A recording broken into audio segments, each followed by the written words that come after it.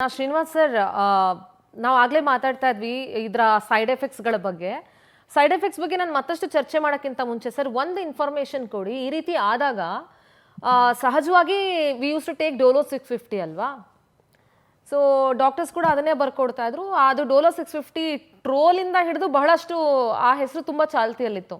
So ಈಗಲೂ ಅದೇ ಥರ ಏನಾದರೂ ಮನೇಲಿ ಕೋಲ್ಡ್ ಆದರೆ ಏನಾದರೂ ಸೆಲ್ಫ್ ಮೆಡಿಕೇಶನ್ಸ್ ಮಾಡ್ಕೊಳಕ್ಕೆ ಹೋಗ್ತಾರೆ ಜನ. ಮಾಮೂಲಿ ಒಂದು ಕೋಲ್ಡ್ ಅಲ್ವಾ, ಒಂದು ಜ್ವರ ಅಲ್ವಾ ಅಂತ ಹೇಳಿ. ಸೊ ನೀವ್ ಏನ್ ಹೇಳ್ತೀರಿ ಸರ್ ಇದ್ರ ಬಗ್ಗೆ? ಇದು ಒಳ್ಳೆ ಪ್ರಶ್ನೆ ಕೇಳಿದ್ರಿ. ಡೋಲೋ 650 ಒಂದು ಕಂಪನಿ ಮಾರಾಟ ಮಾಡುವ ಪ್ಯಾರಾಸಿಟಮಾಲ್ ಔಷಧದ ಹೆಸರು. ಅದು ಡೋಲೋನೇ ಆಗ್ಬೇಕು ಅಂತ ಇಲ್ಲ, ಯಾವುದೇ ಕಂಪನಿಯ ಪ್ಯಾರಾಸಿಟಮಾಲ್. ಅದು ಏನ್ ಮಾಡ್ತದೆ, ಅದು ಜ್ವರವನ್ನ ಕಡಿಮೆ ಮಾಡ್ತದೆ ಹೊರತು ಅದರಿಂದ ಬೇರೆ ಯಾವುದೇ ಕಾಯಿಲೆಯನ್ನ ಸರಿ ಮಾಡೋದಕ್ಕೆ ಆಗೋದಿಲ್ಲ. ಪ್ಯಾರಾಸಿಟಮಾಲ್ ಕೂಡ ಯಾರಿಗೆ ಜ್ವರ 103 ಡಿಗ್ರಿ ಎಲ್ಲ ತುಂಬಾ ಜಾಸ್ತಿ ಜ್ವರ ಇದೆ ಅಂದ್ರೆ ಜ್ವರದಿಂದನೇ ಸಮಸ್ಯೆ ಆಗೋ, ತಲೆನೋವು ಇರ್ಬೋದು, ವಾಂತಿ ಬಂದಾಗ ಆಗೋದು ಇರ್ಬೋದು, ತೀರಾ ಬಳಲಿಕೆ ಆಗೋದು, ಜ್ವರದ ಕಾರಣಕ್ಕೆ ಆಗೋ ಸಮಸ್ಯೆಗಳನ್ನ ನಿಯಂತ್ರಿಸಬೇಕಾದ ಅಗತ್ಯ ಇದ್ರೆ ಮಾತ್ರ ಪ್ಯಾರಾಸಿಟಮಾಲ್ ತಗೊಳ್ಬೇಕೇ ಹೊರತು ಸಣ್ಣ ಪುಟ್ಟ ಜ್ವರ ಇದ್ರೆ ಪ್ಯಾರಾಸಿಟಮಾಲ್ ಕೂಡ ತಗೊಳ್ಳೋ ಅಗತ್ಯ ಇಲ್ಲ. ಅದು ಮುಖ್ಯವಾದದ್ದು. ಅದು ಡೋಲೋ ಇರ್ಬೋದು ಅಥವಾ ಬೇರೆ ಯಾವುದೇ ಇರ್ಬೋದು. ನೀವು ಕೇಳಿರೋ ಪ್ರಶ್ನೆ ಏನು ಅಂತಂದ್ರೆ, ಡೋಲೋ ತಗೊಂಡು ಮನೆಯಲ್ಲಿ ಕೂತ್ಕೊಂಡು ಏನಾದ್ರೂ ಹೆಚ್ಚು ಕಡಿಮೆ ಆದ್ರೆ ಏನ್ ಮಾಡೋದು ಅಂತ ಹೇಳಿ. ಅಂದ್ರೆ ಸೆಲ್ಫ್ ಮೆಡಿಕೇಶನ್ ಮಾಡ್ಕೊಳ್ಳೋದು ಎಷ್ಟ್ ಸರಿ ಎಷ್ಟ್ ತಪ್ಪು ಅಂತ ಇಲ್ಲ. ನಾನು ಸೆಲ್ಫ್ ಮೆಡಿಕೇಶನ್ ಕೂಡ ನೋಡಿ, ವೈರಲ್ ಫೀವರ್ ಆದ್ರೆ ಅದು ಕೊರೋನಾ ಇರ್ಬೋದು ಅಥವಾ ಫ್ಲೂ ಇರ್ಬೋದು ಅಥವಾ ಇಂಥದ್ದು ಯಾವುದೇ ಜ್ವರ ಇರ್ಬೋದು, ಯಾವುದೇ ಮೆಡಿಕೇಶನ್ ತಗೊಳ್ಳೋ ಅಗತ್ಯ ಇಲ್ಲ. ಬ್ಯಾಕ್ಟೀರಿಯಲ್ ಇನ್ಫೆಕ್ಷನ್ ಅದು ಕೂಡ ಅದು ದೃಢಪಟ್ಟಿದ್ರೆ ಮಾತ್ರ. ಇವತ್ತು ನಮ್ಮ ದೇಶದಲ್ಲಿ ಆಂಟಿಬಯೋಟಿಕ್ಗಳ ಬಳಕೆಯನ್ನ ಇಷ್ಟೊಂದು ಕೆಟ್ಟದಾಗಿ ನಾವು ಮಾಡ್ತಾ ಇದ್ದೇವೆ. ಸರ್ಕಾರ ಏನೇನು ಕಾನೂನುಗಳನ್ನ ತಗೊಂಡು ಬಂದರೂ ಕೂಡ ಅವುಗಳು ಕೂಡ ಸರಿಯಾಗಿ ಏನು ಇದು ಆಗ್ತಾ ಇಲ್ಲ, ಇಂಪ್ಲಿಮೆಂಟ್ ಆಗ್ತಾ ಇಲ್ಲ. ಆದ್ರಿಂದ ಆಂಟಿಬಯೋಟಿಕ್ಗಳು ಕೂಡ ಇವತ್ತು ನಿರುಪಯುಕ್ತವಾಗುವಂತ ಪರಿಸ್ಥಿತಿ ನಮ್ಮ ದೇಶದಲ್ಲಿದೆ. ಆದ್ರಿಂದ ನನ್ನ ಸಲಹೆ ಜನರಿಗೆ ಏನು ಅಂತಂದ್ರೆ, ಅನಗತ್ಯವಾಗಿ ಯಾವುದೇ ಔಷಧಗಳನ್ನ ತೆಗೆದುಕೊಳ್ಬೇಡಿ. ಅದು ಫ್ಲೂ ಇರ್ಬೋದು ಅಥವಾ ಕೊರೋನಾ ಇರ್ಬೋದು ಅಥವಾ ಡೆಂಗಿ ಇರ್ಬೋದು, ಈ ವೈರಲ್ ಇನ್ಫೆಕ್ಷನ್ಗಳು ತನ್ನಿಂತಾನಾಗಿ ವಾಸಿ ಆಗ್ತದೆ. Sir, I wanted to mention one more thing sir. ನಾವೀಗ ಟೆಕ್ನಾಲಜಿಯಲ್ಲಿ ತುಂಬಾ ಫಾರ್ವರ್ಡ್ ಇರೋದ್ರಿಂದ there is one app called chat GPT. I hope you knew about it. ಜನ ಅದ್ರಲ್ಲಿ ಹಾಕ್ಬಿಡ್ತಾರೆ, then it will give you all medication list and ಯಾವಾಗ ಏನ್ ತಗೋಬೇಕು, ಯಾವ ಟೈಮಲ್ಲಿ ತಗೋಬೇಕು, ಎಷ್ಟು ತಗೋಬೇಕು ಎಲ್ಲಾನು. ಇಲ್ಲ, ಚಾಟ್ ಜಿಪಿಟಿಗೆ ನಿಮ್ಮ ಸಮಸ್ಯೆ ನೋಡಿ, ನಿಮ್ಗೆ ಏನ್ ಕಾಯಿಲೆ ಅಂತ ನಿಮಗೂ ಗೊತ್ತಾಗಲ್ಲ, ಚಾಟ್ ಜಿಪಿಟಿಗೂ ಗೊತ್ತಾಗಲ್ಲ. ನೀವು ಚಾಟ್ ಜಿಪಿಟಿಯಲ್ಲಿ ಕೇಳಿ ಏನ್ ಮಾಡ್ತೀರಿ, ನಿಮ್ಮ ಜ್ವರ ಯಾವ್ದು ಬೇಕಾದ್ರೂ ಇರ್ಬೋದಲ್ಲ.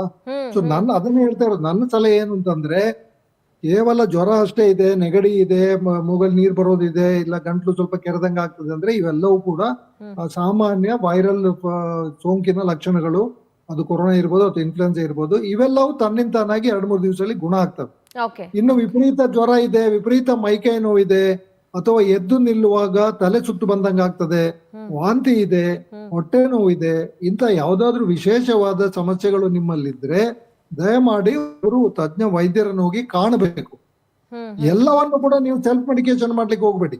ಈಗ ಉದಾಹರಣೆಗೆ ಡೆಂಗಿ ಜ್ವರ ಇದ್ರೆ 2 ದಿನ 3 ದಿನ ಪರವಾಗಿಲ್ಲ, 3 ದಿನದ ನಂತರ ಅದರ ಸಮಸ್ಯೆಗಳು ಬರ್ಲಿಕ್ಕೆ ಆರಂಭ ಆಗ್ತದೆ. 1 ಲಕ್ಷದಲ್ಲಿ ಒಬ್ಬರಿಗೆ ಇಬ್ಬರಿಗೂ ಸಮಸ್ಯೆ ಆಗ್ತದೆ. ಅದು ಯಾರ 1 ಲಕ್ಷದಲ್ಲಿ ಒಬ್ಬನಿಗೆ ಸಮಸ್ಯೆ ಬರುತ್ತೆ, ಆ ಒಬ್ಬ ಯಾರು ಅಂತ ಆ ವ್ಯಕ್ತಿ ನಿರ್ಧರಿಸಕ್ಕಾಗಲ್ಲ. ಅದರಿಂದ ಯಾರಿಗೆ ಗಂಭೀರವಾದ ಸಮಸ್ಯೆಗಳು ಕಾಣ್ತದೆ, ತೀವ್ರವಾದ ಗಂಟ್ಲು ನೋವು ಇರ್ಬೋದು, ವಿಪರೀತ ಕೆಮ್ಮು ಇರ್ಬೋದು, ಎದೆ ನೋವು ಇರ್ಬೋದು, ವಿಪರೀತ ತಲೆನೋವು ಇರ್ಬೋದು, ಏನೇ ವಿಶೇಷವಾದ ಲಕ್ಷಣಗಳಿದ್ದವರು ಖಂಡಿತವಾಗಿಯೂ ಆಸ್ಪತ್ರೆಗೆ ಹೋಗ್ಲೇಬೇಕು. ಆಮೇಲೆ ಕೊರೋನಾ ಇದ್ದ ಕಾಲದಲ್ಲಿ ನಾವು ಒಂದು ಆಲ್ಗೋರಿದಮ್ ಮಾಡಿದ್ವಿ. ಅಂದ್ರೆ ನಿಮ್ಮ ಹತ್ರ ಪಲ್ಸ್ ಆಕ್ಸಿಮೀಟರ್ ಇದ್ರೆ ಅದರಲ್ಲಿ ನೀವು ನಿಮ್ಮ ಆಕ್ಸಿಜನ್ ನೋಡ್ಕೊಳ್ತಾ ಇರೋದು, ಅದು 95% ಕಡಿಮೆ ಬಂದ್ರೆ, ವಿಶೇಷವಾಗಿ ಈಗಾಗಲೇ ಸಮಸ್ಯೆ ಇದ್ದವರು, ವೃದ್ಧರು ಅಥವಾ ಶ್ವಾಸಾಂಗದ ಸಮಸ್ಯೆ ಇದ್ದವರು, ಹೃದಯ ಸಮಸ್ಯೆ ಇದ್ದವರು, ಇಂಥವರಲ್ಲೆಲ್ಲ ಪಲ್ಸ್ ಆಕ್ಸಿಮೀಟರ್ ಇದ್ರೆ 95% ಕಡಿಮೆ ನಿಮ್ಮ ರಕ್ತದ ಆಕ್ಸಿಜನ್ ಪ್ರಮಾಣ ಕಂಡು ಬಂದ್ರೆ ನೀವು ತಕ್ಷಣ ಆಸ್ಪತ್ರೆಗೆ ಹೋಗ್ಬೇಕು. 80-70 ಬರುವವರೆಗೆ ಕಾಯೋದಲ್ಲ. 95 ಕಡಿಮೆ ಆದಾಗ ಆಸ್ಪತ್ರೆಗೆ ಹೋದ್ರೆ ಅವರು ಸ್ವಲ್ಪ ಮಟ್ಟಿಗೆ ಆಕ್ಸಿಜನ್ ಕೊಟ್ಟು ಇದನ್ನ ಸರಿ ಮಾಡ್ಲಿಕ್ಕೆ ಪ್ರಯತ್ನ ಮಾಡಬಹುದು. ತುಂಬಾ ಕಡಿಮೆ ಆದ್ರೆ ಮತ್ತೆ ನೇರವಾಗಿ ICUಗೆ ಅಡ್ಮಿಟ್ ಆಗ್ಬೇಕಾಗತ್ತೆ. ಅದರಿಂದ ಏನಂದ್ರೆ, ಸರಳ ಸಿಂಪಲ್ ಸಿಂಪ್ಟಮ್ಸ್ ಇರುವಾಗ ನೀವು ಹೆಚ್ಚೇನು ಗಾಬರಿ ಆಗ್ಬೇಕಾಗಿಲ್ಲ. ಆದ್ರೆ ನಿಮಗೆ ಅನಿಸ್ತದೆ, ಪ್ರತಿಯೊಬ್ಬನಿಗೂ ಕೂಡ ತನ್ನ ಸಮಸ್ಯೆ ಸ್ವಲ್ಪ ಜೋರಾಗಿದೆ, ಇದು ಸರಳವಾಗಿಲ್ಲ ಅಂತ ಎಲ್ರಿಗೂ ಅನಿಸ್ತದೆ. ಅಂತ ಅನಿಸಿಕೆ ಉಂಟಾಗುವಂತ ಸ್ಥಿತಿ ಇದ್ದವರು ದಯಮಾಡಿ ವೈದ್ಯರನ್ನು ಹೋಗಿ ಕಾಣಬೇಕು. ಯಾವುದೇ ಸೆಲ್ಫ್ ಮೆಡಿಕೇಶನ್ ಮಾಡಬೇಡಿ. ಆಲ್ ರೈಟ್ ಸರ್, ಖಂಡಿತವಾಗಿಯೂ ಆಂಟಿಬಯೋಟಿಕ್ಸ್ ಅನ್ನ ನೀವಾಗಿ ತಗೊಳ್ಳಲೇಬಾರದು. ಮಾತಾಡ್ತೀನಿ ಸರ್, ಮತ್ತೆ ಮಾತಾಡ್ತೀನಿ ನಾನು ನಿಮ್ ಜೊತೆಗೆ. ಅಂಜನಪ್ಪ ಸರ್, ಐ ಹೋಪ್ ನೀವು ಅಮೆರಿಕದಲ್ಲಿ ಎಲ್ಲೋ ಟ್ರಾವೆಲಿಂಗ್ ಅಲ್ಲಿ ಇದ್ದೀರಾ ಅಂತ ಭಾವಿಸ್ತೀನಿ ನಾನು. ಇಲ್ಲ, ಮತ್ತೆ ಲೈನ್ ಡಿಸ್ಕನೆಕ್ಟ್ ಆಗಿದೆ. Yes Srinivas sir, I was talking about side effects of this vaccinations. ಬಹಳಷ್ಟು ಜನ ಹೆಣ್ಮಕ್ಳಿಗೆ, I do not know whether it is because of the vaccination or not, ನನಗೆ ಗೊತ್ತಿಲ್ಲ. ಬಟ್ ಹೇಳೋದು, ಐ ಮೀನ್ ಪಬ್ಲಿಕ್ ಏನು ಹೇಳ್ತಾರೆ ಅದನ್ನು ನಾನು ನಿಮಗೆ ಕನ್ವೆ ಮಾಡ್ತಾ ಇದ್ದೀನಿ. ತುಂಬ ಜನ ಹೆಣ್ಮಕ್ಳಿಗೆ PCOS, PCOD ಈ ರೀತಿಯಾದಂಥ ಸಮಸ್ಯೆಗಳು ಮತ್ತು ಹಾರ್ಮೋನಲ್ಲಿ ಬಹಳಷ್ಟು ಇಂಬ್ಯಾಲೆನ್ಸ್ಗಳಾಗಿರೋದು ಅಥವಾ ಬೋನ್ ಇಶ್ಯೂಸ್ ಆಗಿರೋದು, ಕಾಲು ನೋವು, ಈ ಥರ ಸಮಸ್ಯೆಗಳು, ಮಂಡಿ ನೋವು ಈ ಥರದ್ದು ಬಂದಿರೋದು, ಅಥವಾ ಇಮ್ಯುನಿಟಿ ಪವರ್ ತುಂಬಾ ಲೋ ಆಗಿರೋದು, ಸುಸ್ತು, ನಾವು ಒಂದು ಸ್ವಲ್ಪ ಯಾವಾಗಲೂ ಹೈಪರ್ ಆಕ್ಟಿವ್ ಆಗಿದ್ದಂಥ ವ್ಯಕ್ತಿ ಆಫ್ಟರ್ ವ್ಯಾಕ್ಸಿನೇಷನ್, ಆಫ್ಟರ್ ಕೋವಿಡ್ ಇದೆಲ್ಲ ಆದಮೇಲೆ ಒಂದು ಸ್ವಲ್ಪ ಕೆಲಸ ಮಾಡಿದ ತಕ್ಷಣ ಸುಸ್ತಾಗ್ಬಿಡೋದು, ಇಡೀ ದಿನ ಒಂಥರ ಡ್ರೌಸಿನೆಸ್, ಒಂಥರ ಡಿಸಿನೆಸ್, ಈ ಥರದ್ದೆಲ್ಲ ಆಗ್ತಾ ಇದೆ ಅಂತ ಕೇಳ್ಪಟ್ಟೆ ನಾನು. ಮತ್ತು ಅರ್ಲಿ ಸ್ಟೇಜಸ್ಸಲ್ಲಿ ಶುಗರ್ ಬರ್ತಾ ಇರೋದಿರ್ಬೋದು, ಅರ್ಲಿ ಸ್ಟೇಜಸ್ಸಲ್ಲಿ ಹಾರ್ಟ್ ಇಶ್ಯೂಸ್ ಬರ್ತಾ ಇರೋದಿರ್ಬೋದು. I do not know whether it is connected to that vaccinations or not, but ಏನು ಹೇಳ್ತೀರಿ ಸರ್? ಅಲ್ಲ, ಬಹಳ ಒಳ್ಳೆಯ ಮತ್ತೆ ಗಂಭೀರವಾದ ಪ್ರಶ್ನೆಯನ್ನ ನೀವು ಎತ್ತಿದ್ದೀರಿ.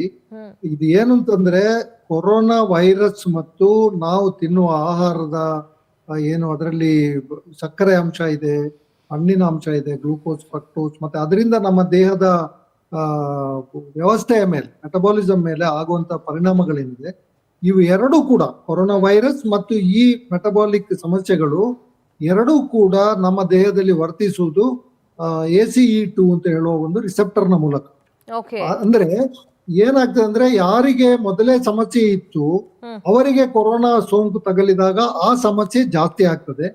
ಯಾರಿಗೆ ಸಮಸ್ಯೆ ಇರಲಿಲ್ಲ ಅವರಿಗೆ ಕೊರೋನಾ ತಗಲಿದಾಗ ಆ ಸಮಸ್ಯೆಗಳು ಹೆಚ್ಚುವುದಕ್ಕೆ, ಈಗ ಉದಾಹರಣೆಗೆ ಒಬ್ಬ ಎಲ್ಲ ಸಕ್ಕರೆ ಮತ್ತೆ ಈಗ ಶೀಘ್ರ ತಿನಿಸುಗಳು, ಫಾಸ್ಟ್ ಫುಡ್ ಅಂತ ನಾವು ಅದನ್ನು ವಿಪರೀತ ತಿನ್ನುವವನಿಗೆ ಕೊರೋನಾ ತಗಲಿದ್ರೆ ಅವನಿಗೆ ದುಪ್ಪಟ್ಟು ಸಮಸ್ಯೆ ಉಂಟಾಗ್ತದೆ.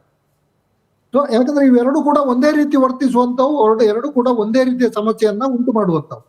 ಇದೇ ಕಾರಣಕ್ಕೆ ರಕ್ತದ ಒತ್ತಡ, ಬ್ಲಡ್ ಪ್ರೆಷರ್ ಇದ್ದವರು, ಹೃದಯದ ಕಾಯಿಲೆ ಇದ್ದವರು, ಆಮೇಲೆ ಡಯಾಬಿಟಿಸ್ ಇದ್ದವರಿಗೆ ಕೊರೋನಾದಿಂದ ಸಮಸ್ಯೆಗಳಾಗುವ ಸಾಧ್ಯತೆಗಳು ಜಾಸ್ತಿ. ಇದೇ ಕಾರಣಕ್ಕೆ ನಮ್ಮ ದೇಶದಲ್ಲಿ ವಿಶೇಷವಾಗಿ ಏನಾಯ್ತು ಅಂತಂದ್ರೆ, ನಮ್ಮಲ್ಲಿ ಈಗ ಮೊನ್ನೆ ತಾನೇ ನ್ಯಾಷನಲ್ ಫ್ಯಾಮಿಲಿ ಹೆಲ್ತ್ ಸರ್ವೆದು ರಿಪೋರ್ಟ್ ಬಂದಿದೆ. ಧಾನ್ಯಗಳ ಸೇವನೆಯಿಂದ ಒಬೆಸಿಟಿ ಅಂದ್ರೆ ಬೊಜ್ಜು ಜಾಸ್ತಿ ಆಗುವಂತದ್ದು ಅಂತ ಹೇಳಿ ಗುರುತಿಸಿದ್ದಾರೆ. ಅಂದ್ರೆ ನಮ್ಮ ದೇಶದಲ್ಲಿ ಅಕ್ಕಿ, ಗೋಧಿ, ರಾಗಿಯನ್ನೇ ಹೆಚ್ಚಾಗಿ ತಿನ್ನುತ್ತಾ ಇರುವಂತ ನಮ್ಮ ದೇಶದಲ್ಲಿ ಸಕ್ಕರೆಯನ್ನ ಈಗ ವಿಪರೀತವಾಗಿ ಬಳಸ್ತಾ ಇರುವ ಈ ಕಾಲದಲ್ಲಿ ಈ ಎಲ್ಲ ಕಾಯಿಲೆಗಳು ಜಾಸ್ತಿ ಆಗ್ತಾ ಇದೆ. ಜಾಸ್ತಿ ಅಂತ ಹೇಳ್ತಿದ್ದೀರಾ ಸರ್? ಕಾರ್ಬೋಹೈಡ್ರೇಟ್ಸ್ ಜಾಸ್ತಿ ತಗೊಳ್ತಾರೆ. ಕಾರ್ಬೋಹೈಡ್ರೇಟ್ ಅಂದ್ರೆ ತರಕಾರಿನೂ ಕಾರ್ಬೋಹೈಡ್ರೇಟ್, ಸಿಂಪಲ್ ಶುಗರ್ಗಳು, ಸಕ್ಕರೆಗಳು, ಶರ್ಕರೆಗಳು, ಧಾನ್ಯಗಳು, ಇವುಗಳ ವಿಪರೀತ ಸೇವನೆಯಿಂದ ಬರುವ ಕಾಯಿಲೆಗಳು ಕೊರೋನಾದಿಂದ ಮತ್ತೆ ಕೊರೋನಾ ಲಸಿಕೆಯಿಂದ ಜಾಸ್ತಿ ಆಗ್ತವೆ. ಅದನ್ನ ನಾನು ಹೇಳ್ತಾ ಇರೋದು. ಆದ್ರಿಂದ ನಮ್ಮ ದೇಶದಲ್ಲಿ ಇದು ಏನಂದ್ರೆ, ಕೊರೋನಾ ಬಂದವರಿಗೂ ಕೂಡ ನಾವು ಲಸಿಕೆಯನ್ನು ಕೊಟ್ಟೆವು. ಕೊರೋನಾ ಬಂದವರಿಗೆ, ಆಗ್ಲೇ ಬಂದು ಹೋಗಿರುವವರಿಗೆ ಲಸಿಕೆಯನ್ನು ಕೊಡೋ ಅಗತ್ಯ ಖಂಡಿತಕ್ಕೂ ಇರಲಿಲ್ಲ. ಅವಾಗ ಈ ಕಂಪನಿಗಳು ಒಂದು ಸುಳ್ಳು ಹೇಳಿದ್ವು, ಏನಂತಂದ್ರೆ ಕೊರೋನಾ ಬಂದವರಿಗೆ ಲಸಿಕೆ ಕೊಟ್ರೆ ನಿಮ್ಮ ಇಮ್ಯುನಿಟಿ ಇಂಪ್ರೂವ್ ಇನ್ನೂ ಗಟ್ಟಿ ಆಗತ್ತೆ ಅಂತ. ಅದು ಅತ್ಯಂತ ದೊಡ್ಡ ಸುಳ್ಳು. ಬಟ್ ಪರ್ಸನಲಿ ನನ್ನ ಎಕ್ಸ್ಪೀರಿಯನ್ಸ್ ಹೇಳ್ಬಿಡ್ತೀನಿ ಶ್ರೀನಿವಾಸ್ ಸರ್, ಬಿಕಾಸ್ ಜನ ಹೇಳಿದ್ದನ್ನ ನಾನು ನಿಮಗೆ ತಲುಪಿಸ್ದೆ. But if I want to convey my personal experience, I was so hyper active. But ನಾವ್ ಹೆಂಗಾಗುತ್ತೆ ಅಂದ್ರೆ, ಒಂಥರ ಸುಸ್ತು, I can feel it. And I never had any kind of body pains or ಕಾಲ್ ನೋವು ಆ ಥರದ್ದೆಲ್ಲ ಏನಿರಲಿಲ್ಲ. From last 2-3 years I'm facing severe knee pain and everything. Correct ಅಲ್ಲ, ನಿಮ್ಮ ಪ್ರಶ್ನೆಗೆ ನಾನು ಅದು ವ್ಯಾಕ್ಸಿನ್ ಇಂದ ಹೌದೇ ಖಂಡಿತವಾಗಿ ಅದರಿಂದ ಅಂತ ನಾನು ಉತ್ತರಿಸಬೇಕಾದ್ರೆ, ಆ ಮಾಹಿತಿ ವ್ಯಾಕ್ಸಿನ್ ಕಂಪನಿಯವರು ಮತ್ತೆ ಸರ್ಕಾರ ನಮ್ಮ ಮುಂದೆ ಇಡ್ಬೇಕು ತಾನೆ. ನಾನೊಬ್ಬ ವೈದ್ಯನಾಗಿ ಯಾವುದನ್ನು ಕೂಡ ನಾನು ಅದಕ್ಕೆ ಪುರಾವೆ ಇಲ್ಲದೆ ನಾನು ಸರಿಯಾಗುದಿಲ್ಲ. ಅವ್ರು ಕೊಡ್ಬೇಕು, ಅವ್ರು ಕೊಡ್ಬೇಕಾದ್ರೆ ಅವ್ರ ಅಧ್ಯಯನ ನಡೆಸಬೇಕು. ಫೈನಲಿ ಕರ್ನಾಟಕ ರಾಜ್ಯದ ಆರೋಗ್ಯ ಇಲಾಖೆಗೆ ಮತ್ತು ಕರ್ನಾಟಕ ಸರ್ಕಾರಕ್ಕೆ, ಭಾರತ ಸರ್ಕಾರಕ್ಕೆ ಈ ಕೋವಿಡ್ ವಿಚಾರದಲ್ಲಿ ಏನ್ ಹೇಳಕ್ ಇಷ್ಟಪಡ್ತೀರಿ ಸರ್? ಖಂಡಿತವಾಗಿ ವೈಜ್ಞಾನಿಕವಾದಂತ ಒಂದು ಕೆಲಸವನ್ನ ನೀವು ಮಾಡಬೇಕು. ಅನಗತ್ಯವಾಗಿ ಈ ತರದಲ್ಲಿ ಅನಗತ್ಯ ಪರೀಕ್ಷೆ ಮಾಡೋದು, ಮತ್ತೆ ಇಲ್ಲಿ ಕಟ್ಟೆಚ್ಚರ, ಗಡಿಯಲ್ಲಿ ಕಟ್ಟೆಚ್ಚರ, ಇಂಥ ಅಸಂಬದ್ಧವಾದ ಕೆಲಸಗಳನ್ನ ಮಾಡ್ಲಿಕ್ಕೆ ಹೋಗ್ಬೇಡಿ. ಆಮೇಲೆ ಈ ಲಸಿಕೆಯಿಂದ ಏನು ನೀವೀಗ ಇಷ್ಟು ಹೊತ್ತು ನಾವು ಮಾತಾಡಿದ ಹಾಗೆ ತೀವ್ರವಾದ ಆತಂಕ ನಮ್ಮ ಜನರಲ್ಲಿದೆ. ಇದನ್ನ ಪರಿಹರಿಸಬೇಕಾದ್ರೆ ಲಸಿಕೆಯ ಬಗ್ಗೆ ಬಹಳ ಆಳವಾದ ತನಿಖೆ ದೀರ್ಘಕಾಲಿಕ ಅಧ್ಯಯನವನ್ನ ರಾಜ್ಯ ಸರ್ಕಾರ ಖಂಡಿತವಾಗಿ ಇದನ್ನ ನಡೆಸಬೇಕು. ಇದರ ಮಾಹಿತಿಯನ್ನ ಇದ್ದದ್ದನ್ನು ಇದ್ದ ಹಾಗೆ ನಮ್ಮ ಜನರ ಮುಂದೆ ಇಡಬೇಕು. ಹೆದರಿಸುವ ಕೆಲಸವನ್ನಂತೂ ಖಂಡಿತಕ್ಕೂ ಸರ್ಕಾರ, ಮಾಡ್ಬೇಕು. ರಾಜ್ಯ ಇರಲಿ ಕೇಂದ್ರ ಇರಲಿ, ದಯವಿಟ್ಟು ಇದನ್ನ ಮಾಡಬೇಡಿ. All right sir, thank you so much for your valuable input sir. ಬಹಳಷ್ಟು ಹೆಲ್ಪ್ ಆಯಿತು ನಿಮ್ಮ inputs. Thanks a lot for joining us sir. Thank you. Thank you, thank you. Thank you. ನೋಡಲ್ಲ ವೀಕ್ಷಕರೇ, ಇಷ್ಟು ತನಕ ಶ್ರೀನಿವಾಸ್ ಕಕ್ಕಿಲಾಯ ಸರ್ ಮಾತಾಡ್ತಾ ಇದ್ರು. ಕೊರೋನಾ ಆತಂಕ ಬೇಡ, ಆದರೆ ಮುನ್ನೆಚ್ಚರಿಕೆ ಇರಲಿ ಅನ್ನೋದಷ್ಟೇ ವೈದ್ಯರ ಮಾತು. ಮತ್ತು ವ್ಯಾಕ್ಸಿನ್ ಬಗ್ಗೆ ಸರ್ಕಾರಗಳು ಅಧ್ಯಯನ ಮಾಡಬೇಕಾಗತ್ತೆ, ಡೀಪ್ ಆಗಿ ರಿಸರ್ಚ್ ಮಾಡಬೇಕಾಗತ್ತೆ. ಹಿಂದೆ ಸಿದ್ದರಾಮಯ್ಯ ಅವರು ಕೂಡ ಅದರ ಬಗ್ಗೆ ಪ್ರಸ್ತಾಪ ಮಾಡಿದ್ರು. ನೋಡೋಣ ರಾಜ್ಯ ಸರ್ಕಾರ ಈ ವ್ಯಾಕ್ಸಿನೇಷನ್ಸ್ ಬಗ್ಗೆ ಅಧ್ಯಯನ ಮಾಡುತ್ತಾ ಇಲ್ವಾ, ಏನಾಗುತ್ತೆ ಅಂತ ಹೇಳಿ. ಆದರೆ ಏನಾದರೂ ಆಗಿರಲಿ, ನಿಮ್ಮಗಳ ಆರೋಗ್ಯದ ಬಗ್ಗೆ ನಿಮಗೆ ಕಾಳಜಿ ಇರಲಿ.